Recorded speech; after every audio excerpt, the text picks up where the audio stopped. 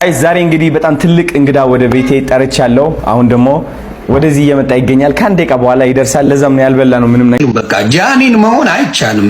ወጣትነቷ ምን ስታይል ከሷ ነው የምትወስዱት እኮ። እኔ በጣም የሚያስቀኝ እንዴ አንቺ ጤነኛ አይደለሽም እንዴ? በእናትሽ እየጠበቁሽ አይደል እንዴ? ቁጭ ብዬ ማነው ተወልዳ ያለበት ሀገር ላይ የኖርሽ እንግሊዘኛ የሚያወራ ሰው ስታይ ለምንድን ነው ቁጣ የሚልሽ? ሰላም ጤና ይስጥልኝ ውድ የቻናሌ ቤተሰቦች እንደምን ቆያችሁኝ? ዛሬም በአነጋጋሪና ወቅታዊ በሆኑ ቪዲዮዎች ተመልሰን መጥተናል። እስከ መጨረሻው ከኔ ጋር አብራችሁን ቆዩ።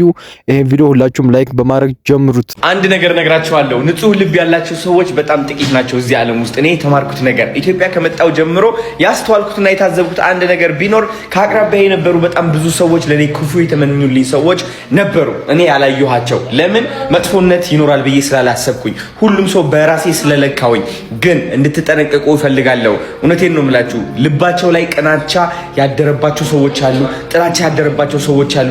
የእናንተ ውድቀት ቀን በቀን የሚጸልዩ ሰዎች አሉ። ለስኬታቸው እንደዛ ቢጸልዩ ኖሮ ሰማይ ይደርሱ ነበረ። እባካችሁ ልባችሁን ያዙ።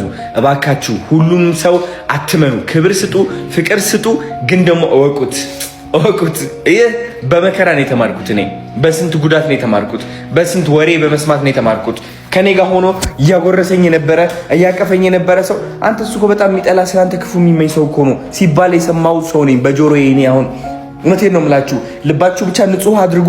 ለሰው ክፉ አትመኙ፣ ግን ደግሞ የምታዩትና የምታምኑትን ሰው መለየት ይኖርባችኋል። እውነቴን ነው የምላችሁ። ይሄ እኮ ግልጽ እኮ ነው። የኢትዮጵያ ባህል አንዱ አካል እኮ ነው ይሄ። አንዱ የአንዱን ስኬት የማይፈልግበት፣ አንዱን ሲበልጠው አይወድም። እኩል ብትሆኑ ራሱ አይወድም። በቃ ከሱ አንሳችሁ እንድትታዩ ነው የሚፈልገው። በቃ ይሄ ማህበረሰብ በቃ የኢትዮጵያ ባህል ነው፣ ብቻ አንዱ አካል ነው ብዬ ነው የምወስደው። ይሄ የአንዱን ስኬት አለመፈለግ እና አዶናይ አሁን ምን እያለ ነው ያለው? ይሄ ሁሉ ነገር እያደረኩኝ የኔን አካውንት ለማዘጋት ይሄዳሉ አይነት ንግግር ነው። በአካውንቴ ጥሩ ነገር ነው የምሰራበት፣ ሰው ነው ማግዝበት፣ ግን የኔን አካውንት ለማዘጋት እና ኢንተርናሽናል የመሆን ጉዞ ስጀምር አካውንቴን ሪፖርት አደረጉብኝ አይነት ንግግር ነውና ለዛ ነው አሁን እዚህ ጋር እንትን እያለ ያለው። ታዋቂው ቲክቶከር አዶናይ በአንድ ቪዲዮ ስር የጻፈው ታይትል ቀልቤን ሰርቆ ነው። ዓለም ስታስወድቀኝ ከፍ የሚያደርጉኝ እህትና ልጅ ያሉኝ አለ። ይህ ነው እውነታው። ትላንት ሲያደንቁ ሲከተሉ የነበሩ ሰዎች ዛሬ ጀርባቸውን ሊያዞሩብህ ይችላል። አለኝ ያልከው ሰው እንኳን ሊኖርልህ እንድትደበቅና እንድትሸማቀቅ ሊያደርግ ይሮጥ። የሰው ልጅ እንዲህ ነው። ግን በዚህ ሁሉ ነገር ውስጥ ዓለም ሁሉ ጀርባውን ሲያዞርብህ፣ ፊቱን የማይመልስ በማንነቱ የማይቀያየርብህ የራስህ ሰው ማግኘት መታደል። በማንኛውም ሁኔታ ውስጥ አብሮ የሚቆም የኔ ነው የምትለው እውነተኛ ሰው ሲኖር ያኔ ነው ሙሉ ሰው የምትሆነው። ሰው ግን ከባድ ነው። እንግዲህ እንደምትመለከቱት ነው አዶናይ ተመልሶ ቪዲዮ መልቀቅ ምናምን ጀምሯል እና በቅርቡ ራሱ ሰይፉ ሾው ላይ ቀርቦ የተናገረው አርቲስት ራበኛ ያሉን አርቲስት ቤቱ የምሳ ግብዣ አድርጎለታል እና በጣም በቃ ሰሞኑን አሪፍ ቪዲዮዎች እየለቀቀ ነው። እስቲ ተመልከቱት ይሄን ቪዲዮ። ዛሬ እንግዲህ በጣም ትልቅ እንግዳ ወደ ቤቴ ጠርቻለሁ። አሁን ደግሞ ወደዚህ እየመጣ ይገኛል። ከአንድ ደቂቃ በኋላ ይደርሳል። ለዛም ነው ያልበላ ነው ምንም ነገር። የጾም ምግብ አለ፣ የፍስክም አለ። ይህ እንግዳይ እንግዲህ ዳኒ ጢሞ ተብሎ ይጠራል። እንግዲህ ሰይፉ ፋንታሁን ላይ ቀርቦ ነበር ፖድካስት ላይ እና እንደሰማችሁት ወንድማችን በጣም ታለንትድ ነው። በጣም ትልቅ ዓላማ አለው። ግን ደግሞ አሁን ተዳክሞ ይገኛል። ህይወት አንዳንዴ እንደዛ ነች። ስለዚህ እኛንን መቆም ያለብን ለእንደነዚህ አይነት ብርቱ ሰዎች፣ ዓላማ ላላቸው ሰዎች። ከሁለት ቀን በኋላ የቲያትር ሾው ይኖረዋል እና ይህ ቪዲዮ እየቀረጽኩት ያለሁት ወንድማችንም ወደዚህ ኢንቫይት ያደረኩበት ምክንያት እናንተ ወንድሞቹ ሆናችሁ እንድታግዙት ነው። ጋይ ስፔሻሊ ቢዝነስ ኦነሮች ከሆናችሁ እያንዳንዳችሁ ቪዲዮ እንድትፖስቱ ፈልጋለሁ። 50 ሺህ መስጠት እንችላለን። 100 ሺህ ለቲኬት መግዛት እንችላለን። ገብተው ቲያትሩን የሚከታተሉ ሰዎች ካሉ ግዙላቸው ቲኬቶች ማለት ነው፣ ቢዝነስ ኦነሮች ከሆናችሁ። ስለዚህ ባካችሁ ዳኒ ጢሞን ሰርፕራይዝ እናድርገው፣ እናግዘው። አሁን ደርሷል መሰለኝ። እንግዲህ ተመልከቱ። በዚህ ቻናሉ በዚህ አካውንቱ ጥሩ ስራዎችን የሚሰራበትና ለምን ማዘጋት እንደፈለጉ ነው ያልገባኝም። ስንት አሉ አይደለ እንዴ ማሁን ቪዲዮዎች የሚሰሩ እነሱን ለምን ለማዘጋት እንደማይሄዱ አይገባኝም። አሁን የዚህ ሰውዬ ኢንተርቪው ሰይፉ ላይ ብዙ ሰው ሰማ፣ አዘነ፣ ግን ምንም ያደረገለት ነገር የለም። ይሄው አዶናይ ግን እድሎችን እያመቻችለት ነው ያለውና እኔ አዶናይን ብታግዙት ባይ ነኝ። እንደዚህ አካውንቱን ለማዘጋት ከምትሄዱ ምናምን በቃ ጃኒን መሆን አይቻልም። ወጣትነቷ ምን ስታይል ከሷ ነው የምትወስዱት እኮ። እኔ በጣም የሚያስቀኝ ግን እግዚአብሔር መሰክሬ የጃኒን አለባበስ ጥንፍ የሆነው ለመልበስ ያደርጋል። የእውነት ኧረ የጃኒ ነው ምንድነው የምታወሩት ትባላላችሁ። አለባበስ እንኳን የምታስለምደው ጃኒ ናት። ቆዳ ግን አለባበሱ ብቻ አይደለም ቁመናም ያስፈልጋል። አባቴ ቁመና የሚባል ነገር አለ ደግሞ። ግን ብራንድ አምባሳደር በሆነችለት ለብሳው የሄደችው ልብስ ከናዮ ነው ኮፒ ያደረገችው እያሉ ነበር ብዙ ሰዎች። ናዮ በጥቁሩ እንደዛ ለብሳ አይታ እሷ በሌላ ከለር ቀይራ ነው የለበሰችውና ጃኒ ከናዮ ትኮርጃለች ምናምን ይላሉ ብዙ ሰዎች። እና እስቲ ምን ትላላችሁ ሐሳባችሁን እናንተ ኮመንት ላይ። እንዴ አንቺ ጤነኛ አይደለሽም እንዴ? በእናትሽ እየጠበቁሽ አይደል እንዴ? ቁጭ ብዬ ማነው? አይ ነኝ በይው። ሌላ ሰው መስሎት ነው። ሌላ ሰው መስሎት ነው። ለዚህ እየጠበኩሽ ነው። አሞራው ዳራ ነኝ እባክህ። እንዴ ምን ሆነ? ስሚ ዴዚ እኔ ነኝ። አብሽር አባቴ ልኬልሻለሁ። ስሚ ዴዚ አብርቼዋለሁ። እሺ ኦኬ I will እሺ አብሽር እሺ no answer ከፈት the request ከፈት አብርቼዋለሁ እኮ ገስት እኮ ስላስገባሽ ነው። አብርቼዋለሁ። ኦኬ እሺ በኢየሱስ ገባኝ። ኦኬ አሁን ገባኝ። ኦኬ Jesus Christ name of Jesus my God.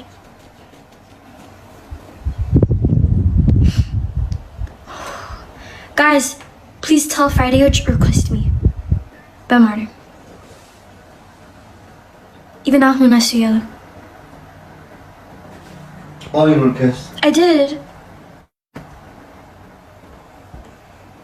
ምንድነው ወገን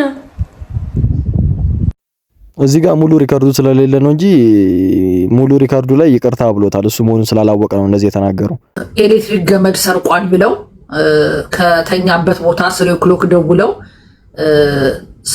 ለስራ ትፈልጋለህ ብለው ወስደውት የገዛ ጓደኞቹ ሴታፕ እንዳረጉት ነው የሰማሁት። ሴታፕ አድርገውት እንግዲህ እንደሚናገሩት የነጭ ቅማል እጅ አለበት ነው የሚባለው። ትንሹንም ወንድሟን ከዚህ በፊት ቪዲዮ እየቀረጹት ባጃጅ ነው የሚነዳው ወንድሟ። ባጃጅ የሚነዳው ወንድሟ ቪዲዮ እየቀረጹ አውቀው ተተናክለው ሊደበድቡት ፈልገው እሱ ግን በመግባባትና በእንትን በማለት አሳለፋቸው። አሁንም ደግሞ ትልቁን ወንድሟ ኢንጂነር እንግዲህ የጉቺ ወንድም ነው የታሰረውና እዚህ ላይ የሄለን እጅ ያለበት እየተባለ ነው። ሞጣም በጣም ተናዶ ላይቭ ላይ እየተናገረ ነበረ። እንዴት ቤተሰብ ጋር ትደርሳለች ከሷ ጋር አትጨርስም ወይ ምናምን ብሎ ላይቭ ላይ እየተናገረ ነበር። እኔ አሁን ቤተሰብ ጋር አልደርስም፣ እሱ ከተናገረኝ እሱን ነው የምናገረው፣ እሷ ከተናገረችኝ እሷን ነው የምናገረው እና ለምንድን ነው ቤተሰብ ጋር የምትሄደው ብሎ በጣም ሄለን ላይ እንትን እያላት ነበር የተናገራት ነው። እንግዲህ ይኸው ጋይስ ምግብ አልሰራም ዛሬ፣ ስለዚህ ኦርደር አድርጌላችኋለሁ የሚገርም ምግብ። ማሙሼ ምንድነው የምትወደው አንተ ምግብ? ከእንጀራ ምን ትወዳለህ? ምንድነው አንቺ እንትን እየሆንሽ ያለሽ? ጉርምስና ነው እንደዚህ የሚያደርግሽ? ማርያምን ጥብስ ትወዳለህ? ክትፎ ጥሬ ወይስ ለብለብ? ክትፎ በቃ ይኸው ጥሬ አምጥቻለሁ።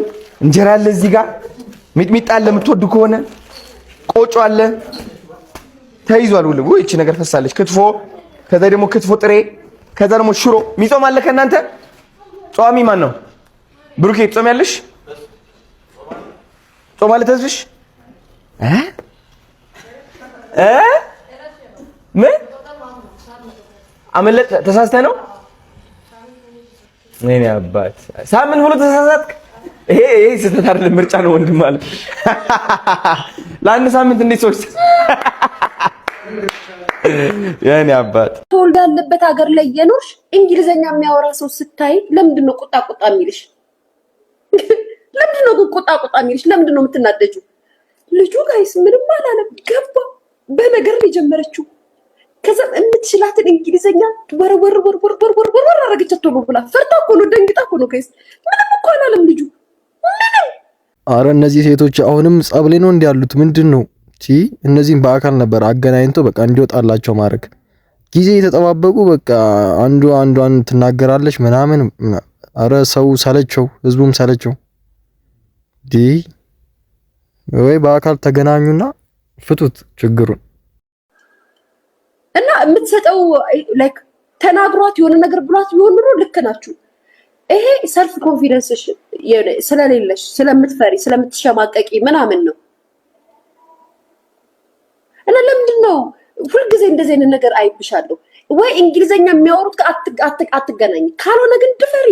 ከነናውን ፎንቴ እኮ ያንቺ እንግሊዘኛ ይሻላል ከሌሎቹ እኮ ያንቺ እንግሊዘኛ ግን ኮንፊደንስ የለሽም እንዴ። ቢያንስ እዛ አሜሪካ ያሉትን አታሸማቀቂያቸው፣ ድፈሪው፣ ተናገሪው እንዴ ጋይስ። ልጁ ምንም ሳያደርጋት ገና ሲገባ ቁጣ ይላታል ጋይስ። ቁጣ እስኪዋት ብዙ ጊዜ ዋት ጋይስ፣ ቋንቋ የሚችሉ ሰዎች አብሯት ሲጫወቱ ቁጣ ይላት ትቆጣለች።